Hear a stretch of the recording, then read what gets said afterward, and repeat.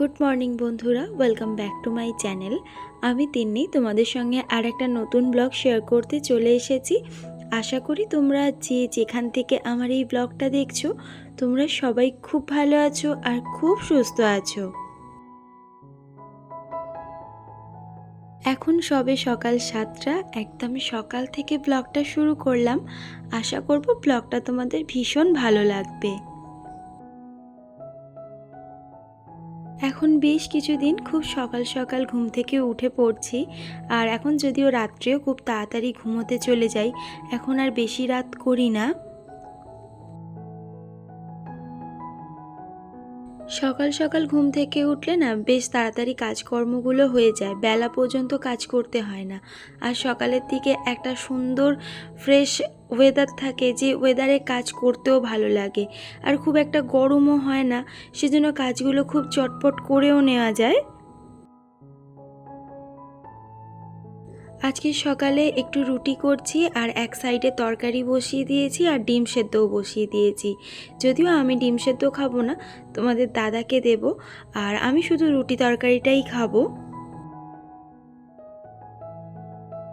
বিয়ের আগে আমি একদম রুটি বেলতেও পারতাম না, আর রুটি তো করা দূরের কথা, মানে আমি একদম রুটির কোনো কিছুই পারতাম না। লুচিটা করতে পারতাম আগাগোড়াই, তবে রুটিটা একদম ভালো হতো না। বিয়ের প্রথম দিকেও রুটি বেশ শক্ত শক্ত হতো, তবে করতে করতে এখন কিন্তু আর রুটিটা শক্ত হয় না, বেশ নরমই হয়, আর প্রত্যেকটা রুটি মোটামুটি ভালোই ফোলে। আর দেখো, তোমাদের সাথে কথা বলতে বলতে আমার কিন্তু টিফিন একদম রেডি হয়ে গেছে। আর একটা প্লেটে দুটো রুটি তরকারি আর ডিম সেদ্ধ দিয়ে দিয়েছি, আর আমার শুধু রুটি তরকারি নিয়ে নিচ্ছি, কেন সারাদিনে আমি এতবার প্রোটিন নেব না, সেই জন্য আমি আর ডিম সেদ্ধটা খাবো না এখন। কয়েকদিন ধরে শরীরটাও ভালো ছিল না, সেই জন্য অনেক দিন ভিডিও শ্যুটও করা হয়নি, সেই জন্য 3-4 দিন বাদে আজকের আবার ভিডিও শুরু করলাম। আর দেখো, কারেন্টটাও চলে গেছে, আর কারেন্ট চলে গেলে না ভীষণ কষ্ট হয় এই গরমে।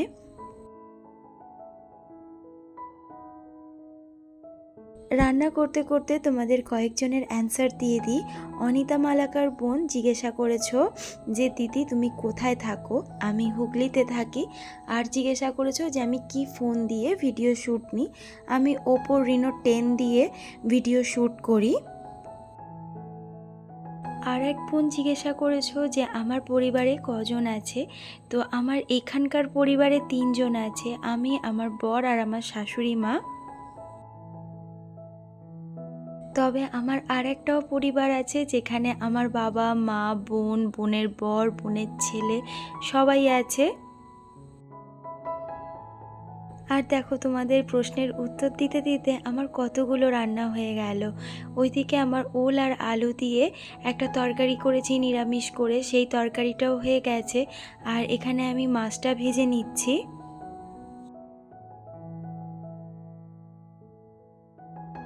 সংসারে কিন্তু রান্না একটা অনেক বড় কাজ।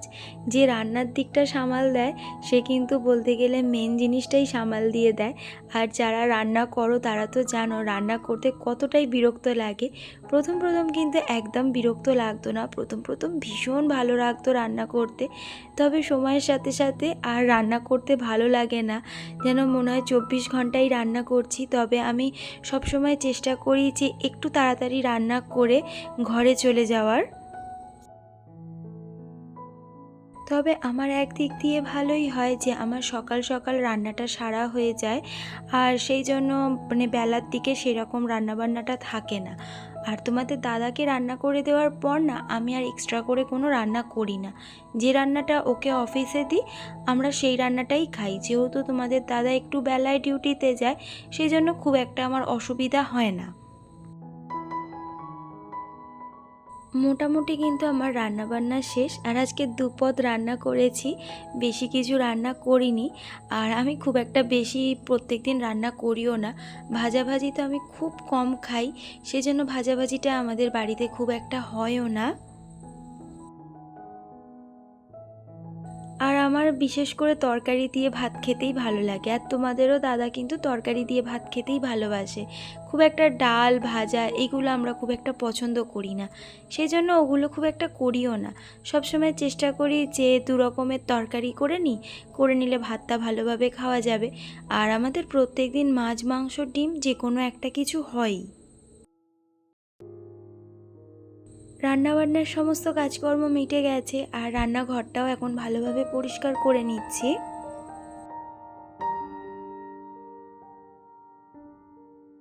তোমাদের দাদা অফিস বেরিয়ে গেল, আর আমার একটা পার্সেলও এলো। আজ না দুটো পার্সেল আসবে। সকালেই মেসেজ দিয়েছে, দেখলাম দুটো পার্সেল আসার কথা আছে। একটা পার্সেল অনেক দিন আগে অর্ডার করেছিলাম, মিশোতে এখন একটু লেট করছে, তবে ফ্লিপকার্টে দুদিনের মধ্যেই পার্সেল চলে আসে। আমি দুদিন আগে এই অর্ডারটা দিয়েছিলাম, আর দেখছি আজকেই চলে এসেছে। ওয়াল র্যাক নিয়েছি, আর আমার তো ঘর সাজাতে ভীষণ ভালো লাগে, তো সেই জন্যই এই ওয়াল র্যাকগুলো নেওয়া।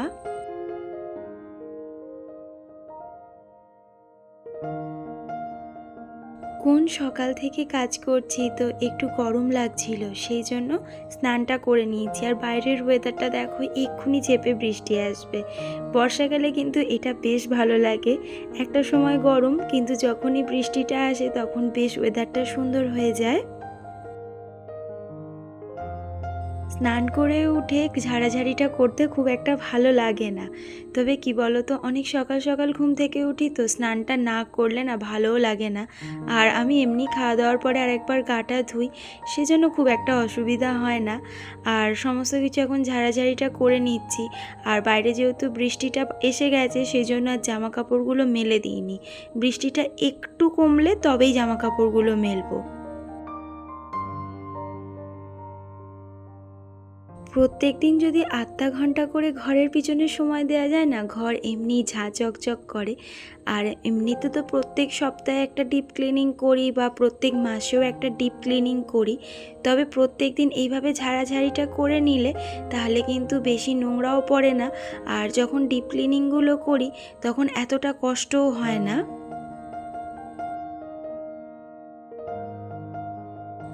আমার প্রত্যেক দিনের কাজ প্রত্যেক দিন করে নিতেই ভালো লাগে, তবে এখন কিন্তু বেশি বেলাও হয়নি, এখন 12টা মতো বাজে, আর মোটামুটি আমার কাজ হয়েই এসেছে। আর সকালে ঘুম থেকে উঠে ঠাকুর ঘরটা আগেই পরিষ্কার করে নিই, সেই জন্য ওই ঘরটা এই বেলাতে আর অতটা অসুবিধা হয় না, কেন ওই ঘরটাতেই আমার বসবার ঘর। এবার লোকজন আসবে বলে আমি সকাল সকাল আগে ওই ঘরটা ঝেড়ে ঝুড়ে পরিষ্কার করে নিই। মাঝখানে শুধু একবার স্নান করতে গিয়েছিলাম, তার ফাঁকে কিন্তু একটুও বসিনি। আর যদি বসতাম না, তাহলে এত তাড়াতাড়ি কাজ করা সম্ভব হতো না। ওই জন্য আমি সবসময় চেষ্টা করি আগে কাজগুলো সেরে নিয়ে তারপর একটু রিল্যাক্স করে বসা, না হলে আবার উঠে কাজ করতে তখন আর একদম ভালো লাগে না। মোটামুটি আমার সমস্ত কাজ শেষ, 12:30টার মধ্যেই কিন্তু সমস্ত কাজকর্ম হয়ে গেছে। আর ভাত খাবার আগে একবার ভাবলাম যে এই টবটাকে একটু কালার করে নিই। বেসিনের পাশে একটা স্নেক প্ল্যান্টস রাখবো, সেই জন্য এই টবটাকে ভালোভাবে কালার করে নিচ্ছি। আর বেশি কিছু করিনি, শুধু কয়েকটা টিপ টিপ ফুল দিয়ে দিয়েছি, ব্যাস। আর কিছু করবার সেইভাবে সময় হয়ে ওঠেনি।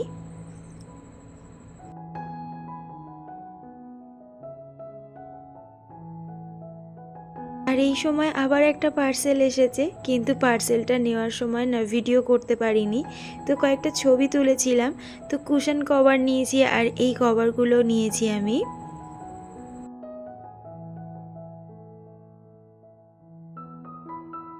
বিকেলের দিকে একটু বৃষ্টি এসেছে, আর সন্ধেবেলা দেখো দাদা এসেছে। এই কয়েকটা জিনিস আমার কেনা ছিল, আর সেগুলো লাগানো হচ্ছিল না, তো এখন দাদা লাগাতে চলে এসেছে।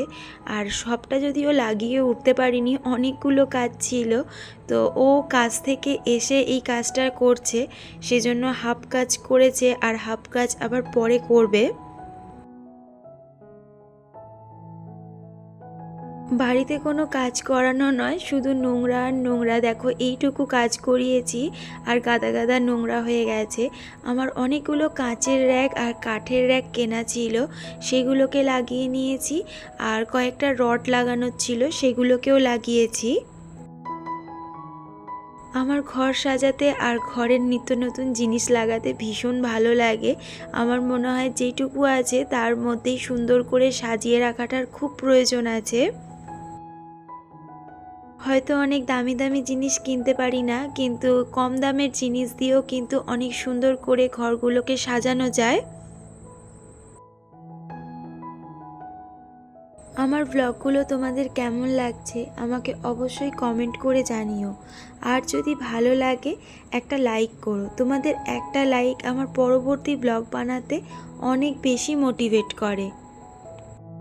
আজ ব্লগটা এখানেই শেষ করছি। কাল আর একটা নতুন ব্লগ নিয়ে হাজির হয়ে যাব। সবাই খুব ভালো থেকো, খুব সুস্থ থেকো। সবাইকে টাটা।